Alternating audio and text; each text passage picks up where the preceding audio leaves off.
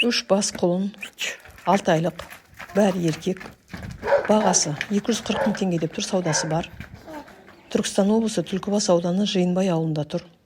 Байланыс телефоны 8771 874 92 12. Қажет болса осы номерге хабарласыңыздар. Арнаға тіркеліп лайк басуды ұмытпаңыздар.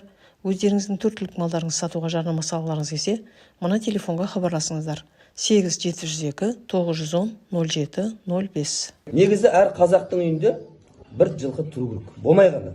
Неге десе, бабаларымыз айтады, жылқы тұрған үйге, жылқы кісінеген үйде дейді, жын жоламайды дейді. Сосын аттың басынан ұруға болмайды екен. Оның берекесі бағы басында болады екен. Ат ұстағаннан кейін оған су бересіз ба, шөп бересіз ба, арқандайсыз ба, жем бересіз ба, бәріне сауап екен. Пайғамбар сөзсізден қиямет қайымға дейін ат ұстаған, ат ұстаудың дұрыс екенін айтып кеткен. Қиямет қайымға дейін етаж үйде тұрсаңыздар, тай болса да бір жерге алып, сонда анау үйде ат болғаннан кейін бала мінеді ғой.